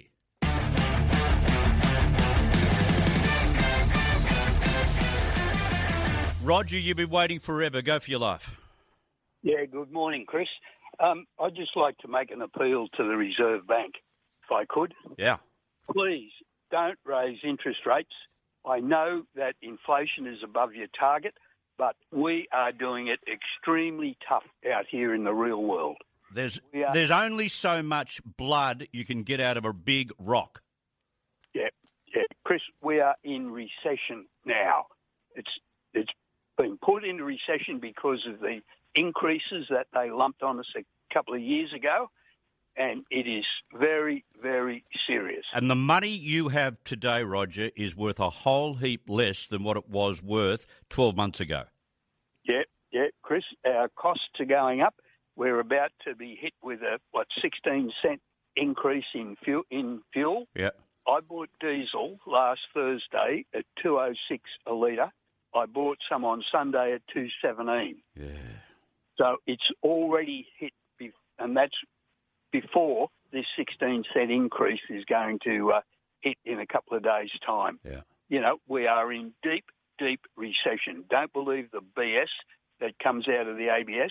Get out and talk to some real people. And when you think about forcing up interest rates for the sole goal of telling people to stop spending, I'm sorry, but you don't understand what mortgage holders are already doing. They are not spending. They are going without just about everything. Chris, my wife and I started our little micro business in May 2007. Some of the stuff we sell comes from New Zealand. The cost of bringing a container from New Zealand went from $2,800 to $7,000 in one fell swoop. Now, some of the stuff we were buying previously at, say, $12, The next time we bought it, it was 16. You know, that's how much the freight cost went up. And jacking interest rates up is going to do nothing at all. No. Freight costs. No, and it'll make no difference to the rate of inflation. If that is what they're trying to use this blunt instrument for, we've become so smashed by the cost of living, you won't be achieving anything by increasing interest rates now. That's exact, Chris. In the 7.5 months in 2007, we sold a little bit short of 4 tonnes of our product. Last year was even worse than the COVID year, we only managed to sell 1 tonne in the last week in December. Yeah. This year, our sales are worse than what they were last year. Yeah. You know, we do reasonably well because we sell a good product and it's in demand and we have a lot of repeat customers, but we are struggling. Well said. Roger, well said, and I'm glad you put it in a public sense, and I hope somehow, through media monitors, it finds its way to the Reserve Bank Governor. Thanks, Chris. Have a good day. Good on you. Thank you very much. It was worth waiting for to hear that from Roger. He's right. The premise that people who have mortgages are spending is wrong. David Koch has made this point. He made this point about 7 weeks ago. You're getting blood out of a stone. There's no more money that people have to spend. The people who are comfortably paid off their mortgage, they're the ones that might be spending, but the ones who are sitting on a mortgage right now and facing payments far beyond what they first set out to pay, they're not spending. So stop smashing them again. They're not spending. 13 12 69 is the telephone number. That Part 2 interview with Professor Prinz is now online. You can get that podcast on, your favourite podcast site, but also on the 2sm.com.au website. It's on my page on the 2SM website. Anthony, you want to talk about Victorian politics? Yeah, good morning, Chris. How you going? Good, thank you. Yeah, I was actually in the tractor yesterday when you crossed over to Jacinda Allen's resignation speech. I thought I would sit on that speech for about 2 minutes and she would say, "See you later, alligators." Boy, did she sell herself. Yeah. You're not wrong. And I'm thinking, well, they need to rename Victoria and call it Utopia.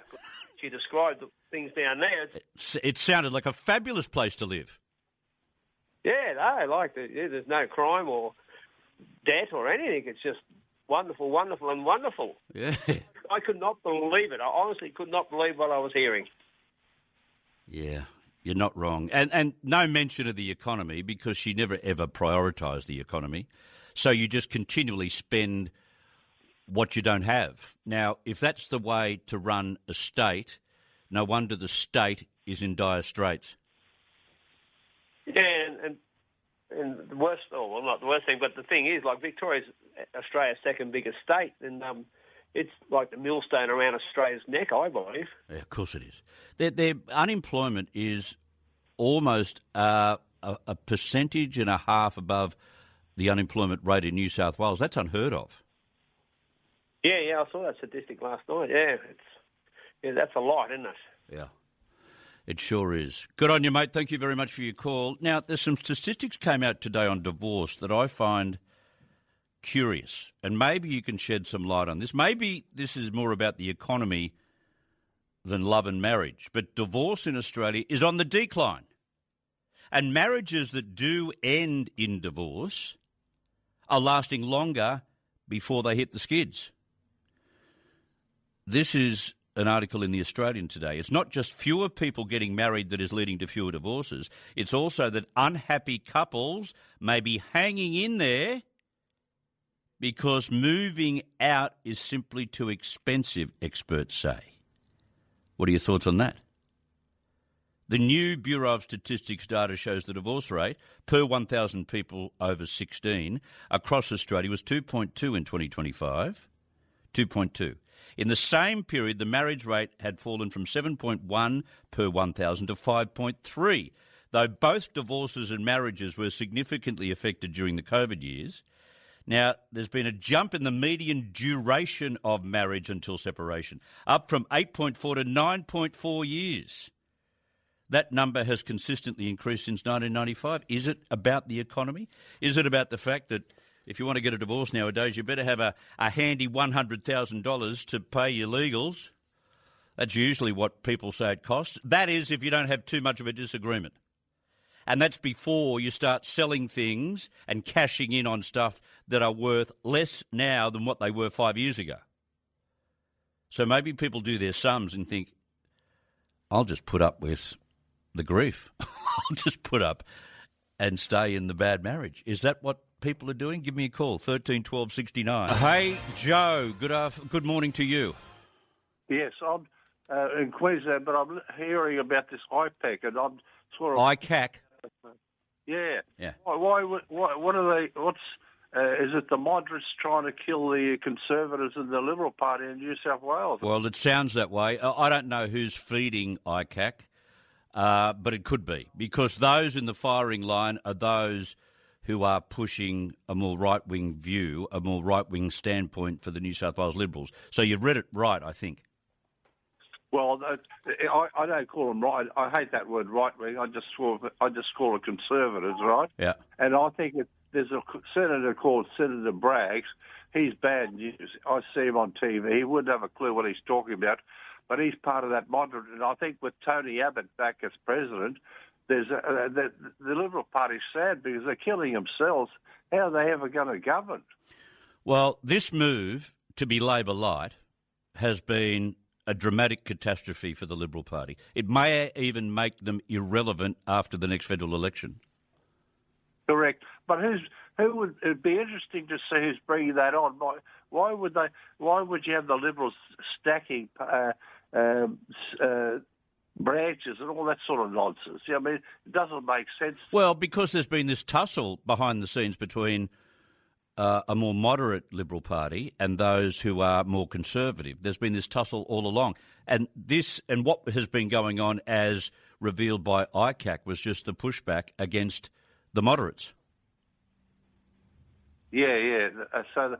But when it comes to donations, I got to say, for those who want to start digging a little further, you'll find some very, very ugly logistics behind the scenes in all parties.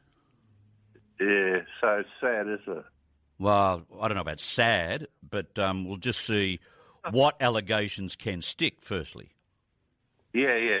And it's so stupid, really. I mean, it's not helping our country. Our country's going broke. Our stock market's going nowhere. It's just no productivity, nothing, is there? No productivity, nothing. No attempt to increase productivity. And when there's a weak opposition, you can guarantee that the government gets away with blue murder, and that is the scenario at the federal sphere. We're seeing it almost every week.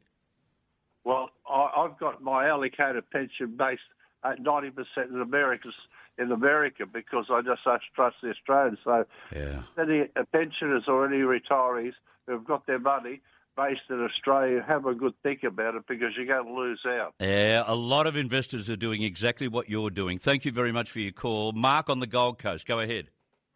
G'day, mate. How are you? Good, thank you. Excellent. The marriage. Mate, I've been lucky enough to be married 3 times. Lucky me. Lucky, 3 times successful. Yeah, I wouldn't say successful, but mate, one 10, next one 1, this one 10 at the moment, still going strong. Oh, hang on, go back on the 1. I find that fascinating. 1 12-month period. Yeah, 12 months. At what stage in the 12 months did you realise it was only going to be 12 months? I got married in Vegas, so that's... the first day. Yeah, I got married by Elvis, so yeah, I think that was a disaster. What, are you on drugs at the time, were you? Well, no, God, no. No, I just thought life was great. But I just think it's selfish. I see a lot of people that have been married, 40 years, 50 years. Yeah. But, mate, I just honestly think that it's selfishness within a couple. Like, you've got to be friends, you've got to be lovers, and you've got to trust each other in what you do. And I know nowadays that doesn't happen, and that's why I do believe there are a lot of divorces. And you said, well, they just stick in there because it's money and it's time and it's effort. But time and effort is put into a marriage, and that's what you need. I wonder whether in this more entitled, selfish society, we've lost the energy and the motivation to give to another person. We have. I totally agree with you. Because if you've got a couple that gives to each other more than they give to themselves, you've got good foundations for a relationship, I would have thought. Correct. One last thing. I just wanted to talk quickly, and I know I'm going to get shot down in flames for this, the Victorian Premier. And they always go on about body language, and there's people like that. I watched him sign that paperwork yesterday. I noticed he was a left-hander. Nothing wrong with left-handers. My mother was a left-hander. But I watched him sign his name, and then when they showed it, he couldn't even spell his own name. It was so badly written, which worried me that if one doesn't have education, how does one write one? Yeah, signatures, I think you're allowed to be excused for bad handwriting when it comes to signatures. You're like, as long as it is unique and no one can copy it, I think that's what signatures are all about. And if the signature is a scribble, it's your scribble, and it's probably good that no one can actually easily repeat it. A scribble. It was worse than a scribble, do you think? I didn't see it. If you have a go and have a look at it, it looked like a 6-year-old first writing his own name. That's how bad it looked. And I thought, this is dreadful. And I hark back to my lovely mother back in the day, and I went to school. We had running writing. We actually learnt to do a signature. Running writing. Like that, and saw him write his own signature. I thought, that is disgraceful. Yeah. Interesting, Mark. Having not seen it, I can't comment. I take your word for it. We should talk about this one day, about handwriting and what it tells us, and when is it okay to have poor handwriting? When is it necessary to have good handwriting? Good on you, Mark. Thank you very much. Appreciate that. I want to talk about minor birds. This bird has really flown the wrong way. The Indian myna has gone from a welcome guest in this country to Australia's unwanted feathered foe. I hate minor birds. The minor bird was here to fix a problem, and now it is the problem. Back in the 1860s, these birds were introduced to Australia to help control insect pests. Great idea at the time, like many of the other introduced animals. Think rabbits. Except now, the Indian myna has become one of the country's biggest invasive species headaches. Hasn't it? The Indian myna, also known as the common myna, it is so easy to spot. And while they might look harmless, they're actually nasty and aggressive. They compete with native birds for food and nesting spots. They get aggressive with native birds. They don't just move in politely. They'll give kookaburras a good run for their money. They'll take over tree hollows. They'll push other birds out. They could even destroy eggs and chicks. They're such successful breeders that they've spread all the way up and down Australia's east coast. In fact, they're now listed as one of the world's 100 worst invasive species. In Canberra, a community group called the Canberra Indian Myna Action Group is really on a campaign to fight back. They've helped thousands of households trap miners, with more than 80,000 birds removed through their efforts. Well done to the Canberra Indian Myna Action Group. We need more of these action groups. Where I live next to a park. The park is slowly being robbed of kookaburras because of the Indian myna. Everyone who gets into the park and knows a little bit about the park wildlife tells us that. And it's getting worse. There are a few different ways people try to manage Indian myna numbers, and we discussed this in Europe with my 50-odd listeners who joined us on that tour. We had a long discussion about what to do about Indian mynas. From purpose-built cage traps. Have you got one of those? Do they work?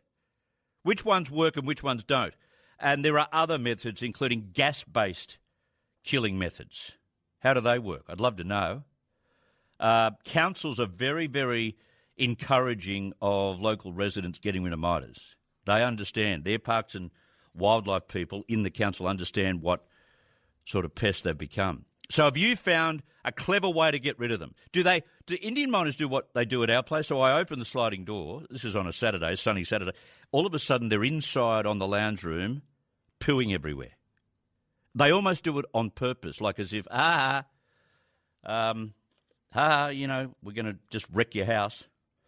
And you know who can handle the Indian myna the best? Cockatoos. Yes. those brilliant white-crested cockatoo, yellow-crested cockatoos and the major Mitchells handle Indian miners really well. They're sort of the bully against the bully. But kookaburras, I don't know what's wrong with kookaburras. They seem to be a little bit, I don't know, they're wusses because they don't seem to handle Indian miners too well. And of course, Indian miners operate in groups, in gangs, you could call it. So, come on, spread the word. We've got to get rid of the Indian miner. How are we doing that? What works? What doesn't work? What have you done at your place? And have you been successful in getting rid of a large number? And has it seen the increase in more native birds returning to your backyard or your local area? Give us a call on 13 12 69. Give people a hand with all of that.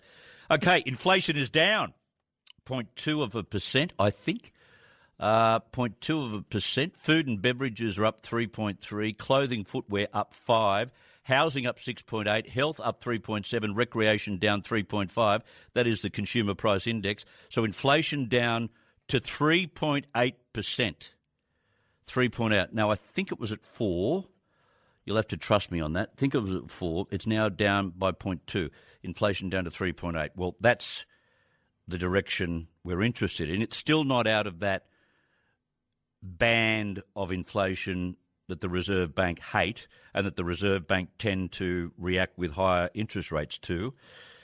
But anyway, as we've discussed with that previous caller, it is a blunt instrument raising interest rates, especially now when mortgage holders are pulling their heads in like they've never pulled their heads in before.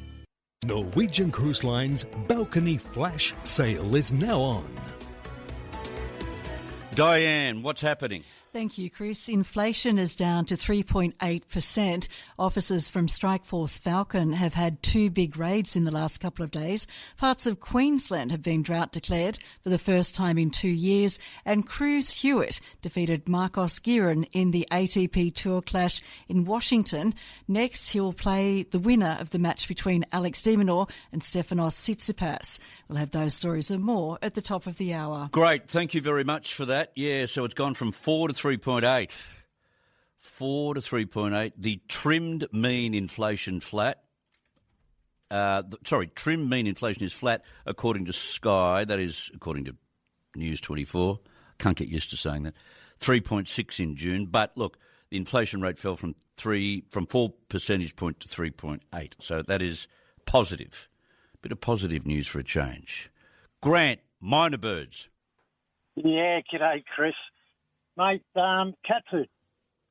Cat food? Neighbourhood. Yeah, get everyone in the neighbourhood, start putting cat food out for a couple of weeks. And then give the call around to everyone, make sure they lock up their cats and put rat sack in it. Right, so they will feed on the cat food and get used to eating it and rely on it, and then you suck them in with a bit of rat sack. Yep. And the rat sack does kill them. Yeah, my word. Don't be confused, though, with the Australian minor bird, swift.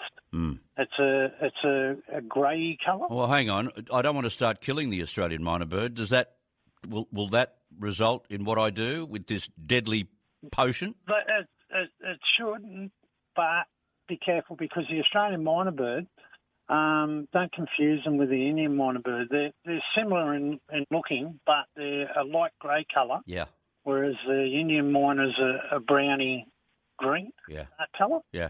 And they're a bit bigger than the swift. Yeah, I know the difference between the two, and that is the problem in, baiting an Indian miner, because you could bait, the more native birds as well. Just make sure it is the Indian miner that's causing the problem. Yeah. Well, gee, I got plenty at my place.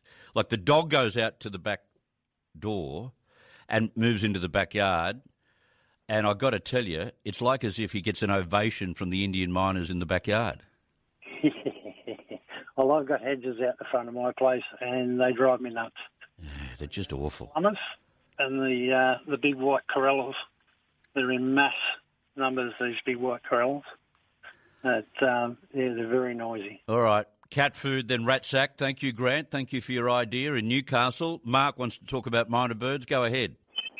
Hi, Chris. How are you, mate? Good, thank you. That's good. I'm glad you've brought this topic up because I'm quite passionate about getting rid of these feral pests. Good. I have a trap at home which I bought online. I've been trying to think of where I got it from, but if I do remember, I'll let you know. Could it have been a hardware store? No, it was online. It was a fella that makes them. They're quite easy to make when you have a look at them, but they're very easy. I had a dog as well and leave the dog food out, so they'd be around.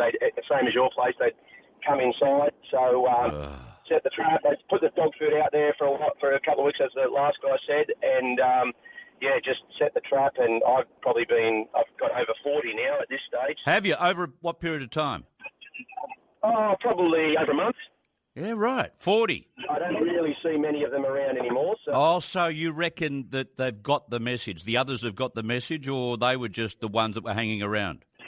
They're just around my place, but I see them all around the neighbourhood and in the surrounding areas, and I think you've inspired me to ring our council and just see, because all around the beaches, and they're just taking over all the wildlife, really. It's a real plague. Well, in 2008... the Indian myna was named the most important pest at that stage in 2008. Yeah, I wouldn't be surprised. And now they're listed as 3 birds among the 100 of the world's worst invasive species. Really? Yeah. No, it's definitely a big problem. The more people that know about it, because I've seen people feeding them and encourage them. The more we get that message out there that they are a feral pest, the better. And their normal clutch of eggs is about 6 eggs, so they... Right, yes. Their incubation period is about 18 days, so, they're up and flying in about 4 weeks. Absolutely, yeah. And if you read up on them, they're very intelligent. They send out scouts to new suburbs to find food, and then they come back and let everyone know, and then they start invading them. Way too smart for their own good. Absolutely. All right, Mark, thank you very much. Yeah, traps. We should talk about the traps you can purchase, the ones that work, the ones that don't. What has happened in your neck of the woods with traps? What's successful, what's unsuccessful? Brian, hi. Hi, mate. Just a short story. When I was a young fella in Wagga Wagga in Kincaid Street, they had an Indian myna bird shootout. All these big, they look like a big cedar leaf, like Canadian trees. Anyway, Kincaid Street was lined with them. So they organised the shootout. So people with joined gun clubs from all over the Riverina come there. There was about 2,000 people, about 800 shooters. Shotguns, everything, boom, boom, boom. Well, the end of the story, about 8 birds dead. Yeah, hey, Brian, let's take it easy with the F words. Go on, continue. Well, I humbly apologise. Go on. The best, his name was Barney O'Rourke. He was the world champion skeet shooter of the world. Right, his shotgun was worth about £2,000 or $2,000 back in the day, right? Yeah. And anyway, that was the funny part about it. I was only about 14, I suppose, and we were all spectators. Anyway, that was the story. They didn't get many birds. Right. Well, they're the most populous in the state of New South Wales. Some people call them the cane toad of the sky or flying rats. I'd go with the flying rats. Well, with cane toads, Dettol. Well, hang on, we're getting rid of cane toads today too. Dettol. Yeah. Yeah. Where do you put the Dettol? On the ground? Cane toad made it kill it, eh? Where do you apply the Dettol? Put a bit of water in a spray bottle, and as you're walking around the yard where you see them, just spray them. Bang. With Dettol, and that kills them? That kills them. I didn't know that. Spray inside a bowl, and if you got one, just put a bowl over the top of it and spray in underneath and just leave the bowl shut for the night and come back the next day. It's a blob. Wow. You learn everything on this program, I tell you. The power of Dettol on cane toads. And with the myna birds, it's called lead, a little bit of lead. Yeah, there is that. I wasn't going to raise that. I'm glad you did, Brian. Thank you very much for that. The myna bird. Go get 'em. Been accidentally on purpose. Must have been. Eagle Rock, off the back of our discussion on myna birds. Anthony Albanese continues to dodge questions over that private dinner he had with the billionaire donor in Point Piper. It's interesting. Asked again about the Point Piper dinner, the Prime Minister said, I attended a range of functions last week and that is what I do. And we declare any donations that are made to the Labor Party. Last week, he'd similarly said, I attend lots of dinners in lots of places and I don't talk about private dinners. But One Nation Chief of Staff James Ashby couldn't hold back. He has said online, on social media, Mr Albanese was keeping his diary a bigger secret than the Epstein files, adding, if he won't tell the truth about something so simple, why would Australians believe anything else he says? Boom, boom. The criticism comes as One Nation leader Pauline Hanson updated her own parliamentary register of interests, disclosing that mining billionaire Gina Rinehart paid for her flights to Europe and her invitation to that Dolce & Gabbana fashion show. Very, very transparent. And we were told during the last two election campaigns that this government would be just as transparent.